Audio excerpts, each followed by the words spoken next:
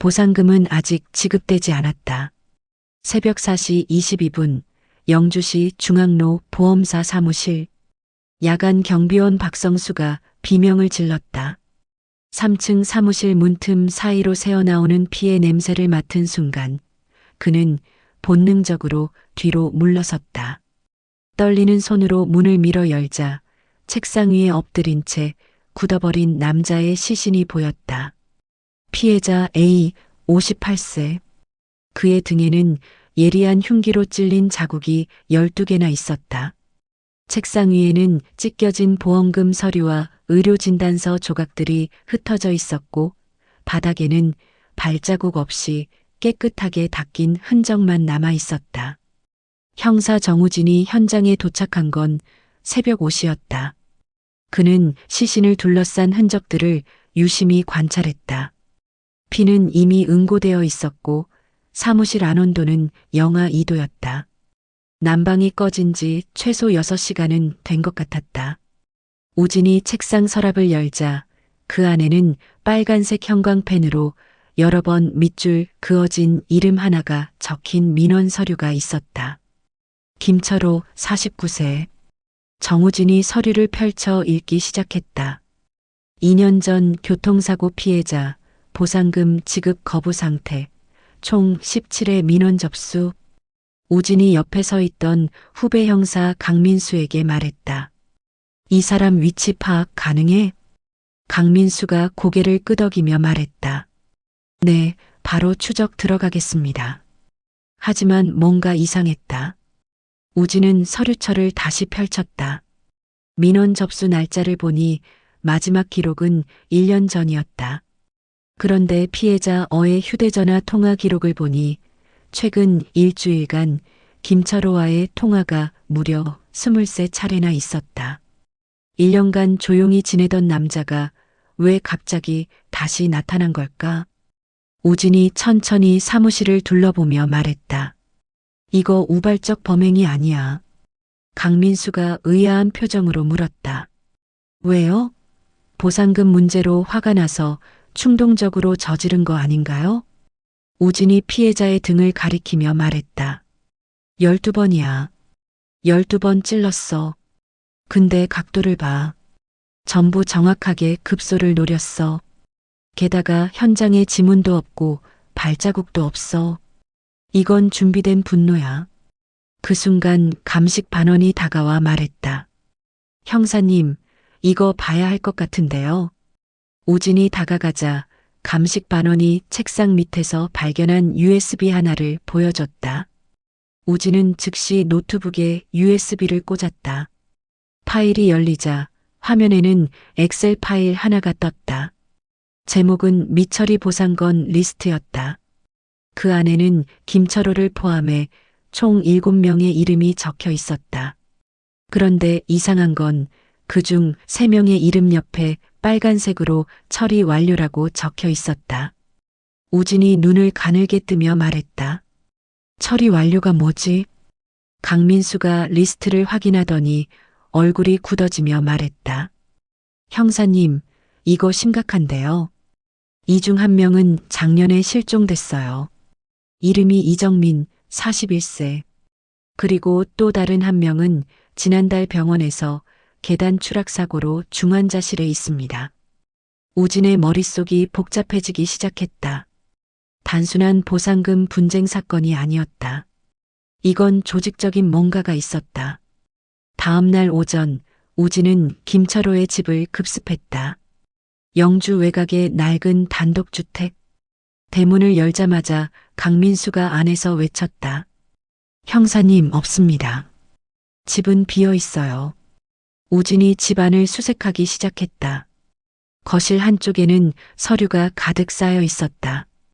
보험사와 주고받은 문서들, 병원 진단서 사본들, 그리고 변호사 상담 기록까지. 우진이 그중 하나를 집어들었다.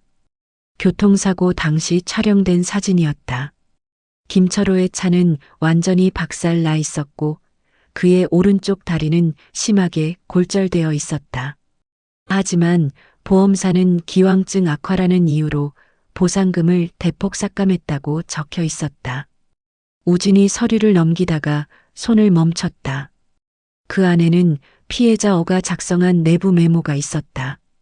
이거는 최대한 지연시킬 것. 본사 지침이라고 적혀 있었다. 우진은 이 메모를 사진으로 찍고 침실로 향했다. 침대 밑에서 검은색 가방 하나를 발견했다. 가방을 열자 그 안에는 장갑, 마스크, 그리고 깨끗이 씻긴 과도 한 자루가 들어 있었다. 우진이 중얼거렸다. 이 자식 정말 계획적으로 한 거야. 하지만 뭔가 또 이상했다. 범행 도구를 왜 이렇게 대놓고 집에 두고 갔을까? 범인이라면 당연히 증거를 없앴을 텐데. 그 순간 강민수가 다급하게 외쳤다. 형사님, 김철호 발견됐습니다. 지금 영주역 대합실에 있대요. 우진과 강민수는 즉시 차를 몰고 영주역으로 향했다. 역 대합실은 을씨년스러웠다. 낡은 플라스틱 의자에 앉아있는 김철호의 모습이 보였다. 그는 고개를 푹 숙인 채 움직이지 않았다. 우진이 천천히 다가가 말했다. 김철호 씨? 김철호가 천천히 고개를 들었다. 그의 눈은 충혈되어 있었고 수염은 덥수룩하게 자라 있었다. 그가 우진을 보더니 힘없이 말했다. 왔군요. 우진이 물었다. 어젯밤 어디 있었습니까? 김철호가 피식 웃으며 말했다. 당신들이 궁금한 거 알아요. 내가 그 새끼 죽였냐는 거 아닙니까? 우진이 차갑게 응답했다. 그럼 죽였습니까? 김철호가 고개를 가로저으며 말했다. 죽이고 싶었어요. 매일 밤 꿈에서 그 새끼 목을 조르는 상상을 했어요. 하지만 전 안 죽였어요. 우진이 비웃듯 말했다. 증거가 다 나왔는데 무슨 소리를 하는 겁니까? 당신 집에서 범행 도구도 나왔고요. 김철호가 갑자기 목소리를 높이며 말했다. 그게 바로 함정이라고요. 누가 범행 도구를 집에 그대로 둡니까? 생각 좀 해보세요. 우진이 미간을 찌푸렸다. 김철호의 말에는 묘한 확신이 있었다. 그가 계속 말했다. 전 당했어요. 그들한테 2년 전 사고 이후로 제 인생은 지옥이었어요. 다리는 성하지 않아 일은 못하고 보험금은 한 푼도 안 나오고 그런데 한 달 전에 누군가가 저한테 전화를 했어요. 우진이 물었다. 누가 전화를 했죠? 김철호가 말했다. 모르는 번호였어요. 그 사람이 말했어요. 당신 사건을 다시 처리해 줄 수 있다고. 단 조건이 있다고. 어를 만나서 압박하라고 했어요. 그래서 저는 다시 그 사무실에 찾아갔던 겁니다. 우진이 신문조서를 작성하며 물었다. 그 전화번호 기억합니까? 김철호가 고개를 저으며 말했다. 발신자 표시 제한이었어요. 근데 그 사람 목소리는 기억나요. 중년 남자였어요. 목소리가 굵고 차가웠어요. 우진은 김철호를 유치장에 넣고 다시 수사를 시작했다. 피해자 어의 휴대전화 기록을 정밀 분석한 결과 한 가지 이상한 패턴이 발견됐다. 어는 사망 전날 밤 11시 34분에 발신자 표시 제한 번호로 전화를 받았다. 통화 시간은 단 42초. 그리고 그 직후 어는 사무실로 다시 돌아간 것으로 CCTV에 찍혔다. 강민수가 보고서를 보며 말했다. 형사님, 누군가 어를 사무실로 불러낸 거 아닙니까? 우진이 고개를 끄덕이며 말했다. 그럴 가능성이 높아. 그리고 그 시간에 김철호는 집에 있었다는 목격자 진술도 나왔어. 그 순간 우진의 휴대전화가 울렸다. 본사 수사팀에서 걸려온 전화였다. 담당자가 긴장한 목소리로 말했다. 정 형사님, 큰일 났습니다. 보험사 직원 또 한 명이 죽었어요. 우진이 깜짝 놀라며 물었다. 누가 죽었습니까? 담당자가 말했다. 피해자 어와 같은 부서에서 일하던 박혜진, 52세입니다. 주차장에서 차량 폭발 사고로 사망했어요. 근데 이게 단순 사고가 아닌 것 같습니다. 우진은 즉시 현장으로 달려갔다. 보험사 지하 주차장은 아수라장이었다. 검게 그을린 차량 잔해와 흩어진 유리 파편들. 우진이 폭발 지점을 살펴보니 차량 하부에 설치된 폭발물 흔적이 선명했다. 이건 명백한 살인이었다. 강민수가 숨을 헐떡이며 다가와 말했다. 형사님, 박혜진이 누군지 아십니까? 바로 그 미처리 보상건 리스트를 관리하던 사람이에요. 우진의 등골이 서늘해졌다. 이건 단순한 보상금 분쟁이 아니었다. 누군가 조직적으로 증거를 없애고 있었다. 우진이 박혜진의 사무실로 올라갔다. 책상 위는 깨끗하게 정리되어 있었고 컴퓨터는 이미 포맷된 상태였다. 하지만 우진은 책상 서랍 뒤편에 숨겨진 USB 하나를 발견했다. USB를 확인하자 그 안에는 놀라운 내용이 담겨 있었다. 보험사 내부 회의록이었다. 제목은 고위험 민원건 처리 방안이었다. 회의록을 읽어 내려가던 우진의 손이 떨리기 시작했다. 그 안에는 이런 내용이 적혀 있었다. 지속적으로 민원을 제기하는 피해자들에 대해서는 법적 대응을 넘어선 조치가 필요함. 본사 승인 하에 외부 인력 활용 가능. 우진이 중얼거렸다. 외부 인력이라고? 이게 무슨 소리야? 강민수가 회의록 참석자 명단을 확인하더니 얼굴이 하얗게 질리며 말했다. 형사님, 여기 이름 보세요. 본사이사 장민석, 법무팀장 한상우, 그리고 외부자문 김영수. 우진이 김영수라는 이름을 검색했다. 그는 전직 군인 출신으로 현재 민간 보안업체를 운영하고 있었다. 하지만 그의 이력에는 석연치 않은 부분이 많았다. 폭력 전과 2건, 그리고 불법 사채업 연루 의혹까지. 우진이 강민수를 보며 말했다. 이 자식이 실행범일 가능성이 높아. 당장 소환해. 하지만 김영수는 이미 행방을 감췄다. 그의 사무실은 텅 비어 있었고 휴대전화도 꺼진 상태였다.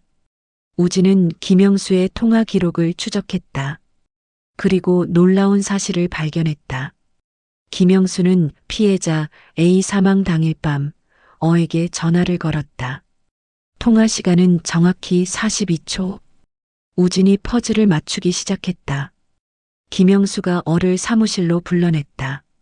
그리고 어를 살해한 뒤 김철호를 범인으로 만들기 위해 증거를 조작했다. 하지만 왜 어를 죽였을까? 그리고 왜 박혜진까지? 우진은 보험사 본사를 압수수색했다. 본사 서버에서 삭제된 파일들을 복구한 결과 충격적인 진실이 드러났다. 보험사는 지난 5년간 수백 건의 보상금을 부당하게 거부하거나 삭감했다. 그리고 그 이익금은 임원들의 성과급으로 돌아갔다. 어와 박혜진은 이 사실을 알고 내부 고발을 준비하고 있었다. 강민수가 서류를 보며 경악하며 말했다. 형사님, 이거 완전히 조직적인 범죄 아닙니까? 이 사람들이 내부 고발자들을 제거한 겁니까? 우진이 고개를 끄덕이며 말했다.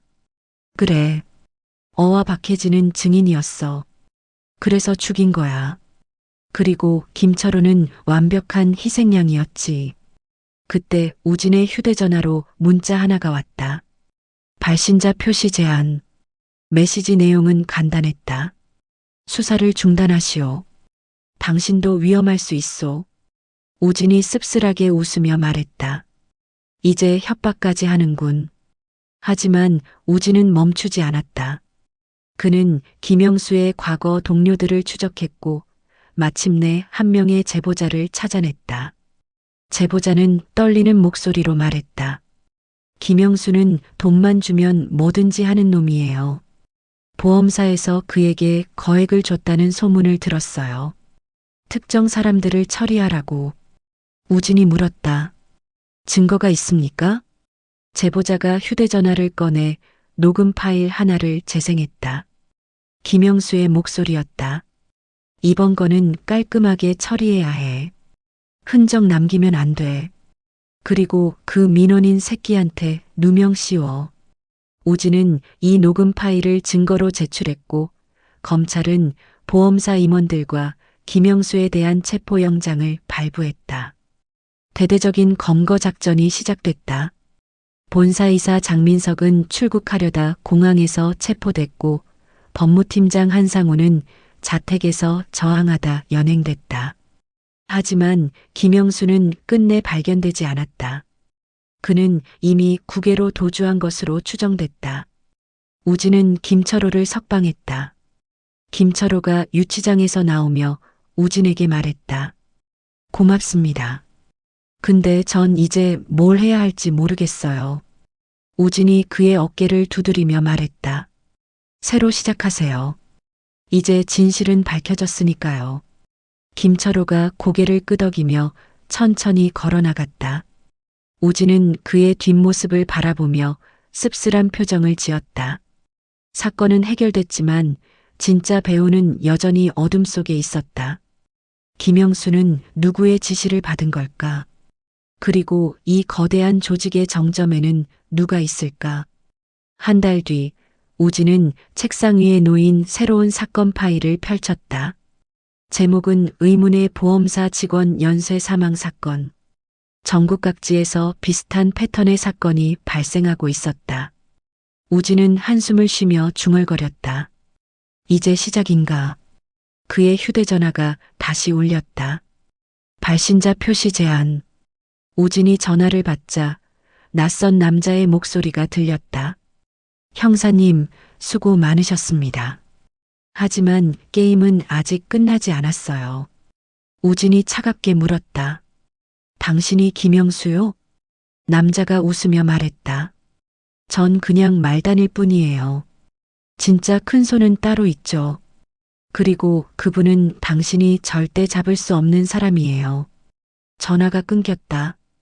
우진은 휴대전화를 내려놓고 창밖을 바라봤다. 영주의 밤은 여전히 어두웠다. 그리고 그 어둠 속 어딘가에서 진실은 여전히 숨을 쉬고 있었다. 사건은 종결됐지만 보상금은 아직 지급되지 않았다. 그리고 정의도. 에필로그. 3개월이 흘렀다. 정우진은 경찰청 특별수사팀으로 발령받았다. 전국에서 발생하는 보험사 관련 의문사 사건을 전담하는 팀이었다. 그의 책상 위에는 미해결 사건 파일이 23개나 쌓여 있었다. 모두 비슷한 패턴이었다. 보험금 분쟁, 의문의 사망, 그리고 완벽하게 지워진 증거들. 우진이 파일을 넘기다가 한 장의 사진에서 손을 멈췄다. 제주도에서 발생한 사건이었다.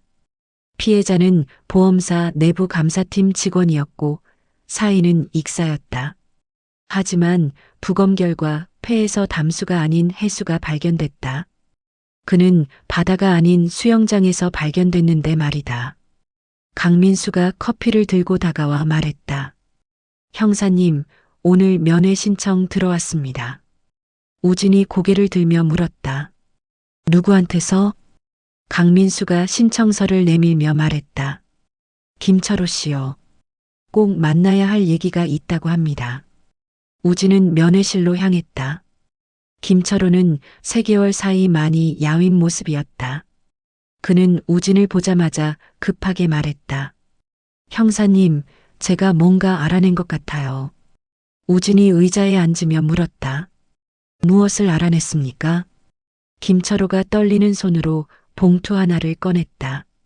그 안에는 여러 장의 사진과 메모가 들어 있었다. 김철호가 설명했다. 석방된 후에 제가 계속 조사를 했어요. 저처럼 당한 사람들을 찾아다녔죠. 그러다가 한 명을 만났어요. 이정민 씨의 아내였어요. 우진이 몸을 앞으로 기울이며 말했다. 실종된 그 이정민 말입니까? 김철호가 고개를 끄덕이며 말했다. 네. 그 아내가 제게 이걸 줬어요. 남편이 실종되기 전에 숨겨둔 거래 명세서래요. 우진이 서류를 펼쳐봤다. 그것은 해외 계좌 송금 내역이었다. 보험사에서 케이맨 제도의 페이퍼 컴퍼니로 매달 거액이 송금되고 있었다. 총액은 무려 230억 원에 달했다. 우진이 숨을 죽이며 물었다. 이게 정말 진짜입니까? 김철호가 진지하게 말했다. 이정민 씨는 보험사 회계팀에서 일했대요. 이 비자금을 우연히 발견했고 그걸 고발하려다가 사라진 겁니다. 우진은 즉시 이 자료를 금융감독원과 검찰에 넘겼다. 대대적인 합동 수사가 시작됐다. 페이퍼 컴퍼니를 추적한 결과 충격적인 사실이 밝혀졌다. 그 회사의 실소유주는 전국 5대 보험사의 회장들과 금융감독원 전직 국장이었다. 강민수가 수사보고서를 보며 경악하며 말했다. 형사님, 이거 카르텔이잖아요. 보험업계 전체가 한 통 속이었던 겁니까? 우진이 쓴웃음을 지으며 말했다. 그래. 김영수는 그냥 실행범이었어. 진짜 큰손들은 처음부터 우리 손이 닿지 않는 곳에 있었던 거지. 검찰은 5개 보험사 회장을 동시에 소환했다. 하지만 그들은 모두 변호인을 대동하고 나타났고 혐의를 전면 부인했다. 회장 중 한 명인 윤석진이 기자들 앞에서 당당하게 말했다. 이것은 정치적 공격입니다. 우리는 합법적으로 사업을 운영해 왔습니다.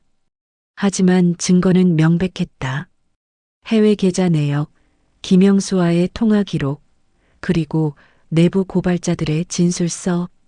검찰은 5명의 회장 모두에게 구속영장을 청구했다.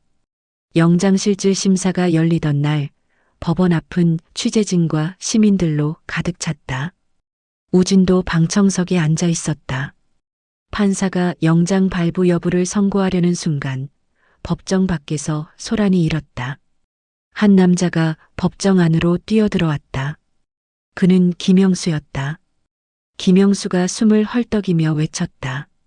판사님, 제가 모든 걸 자백하겠습니다.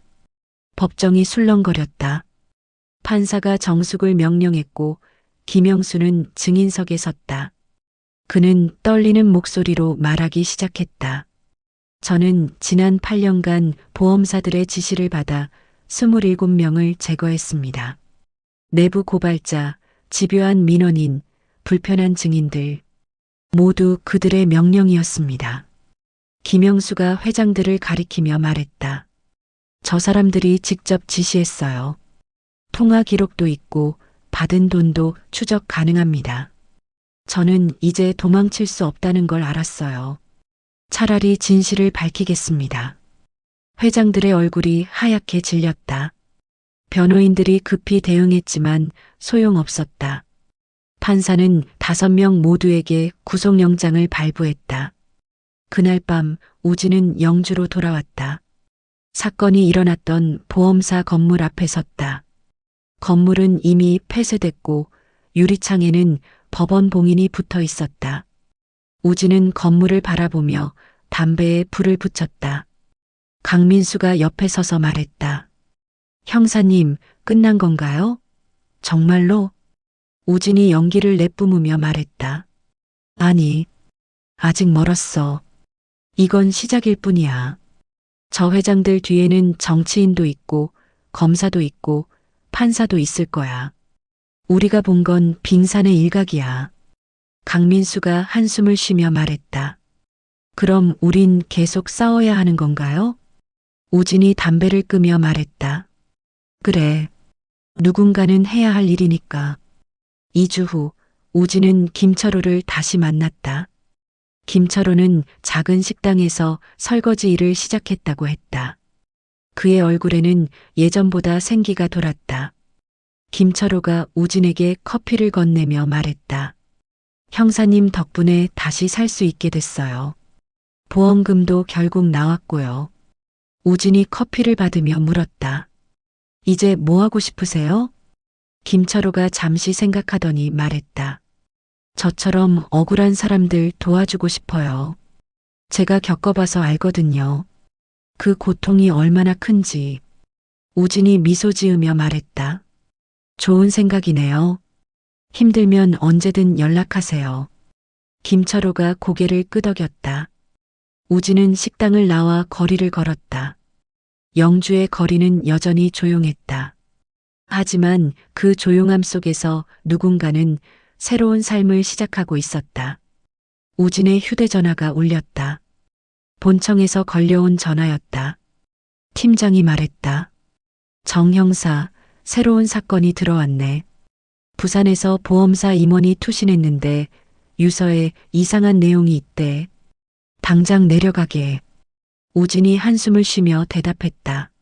알겠습니다. 지금 출발하겠습니다. 전화를 끊고 우진은 하늘을 올려다봤다. 구름 사이로 햇빛이 비치고 있었다. 그는 중얼거렸다. 끝나지 않는 싸움이군. 하지만 그의 눈빛은 흔들리지 않았다. 진실은 언젠가 밝혀진다. 그리고 정의는 느리지만 반드시 온다. 우진은 그것을 믿었다.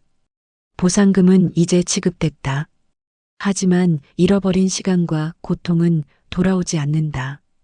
그래도 우진은 걷는 것을 멈추지 않을 것이다. 누군가는 이 길을 가야 하니까. 영주의 겨울은 여전히 춥고 길었다. 하지만 봄은 반드시 온다. 그리고 그때까지 우진은 싸울 것이다. 진실을 위해, 정의를 위해, 그리고 김철호 같은 사람들을 위해. 사건 파일은 닫혔지만 이야기는 계속된다.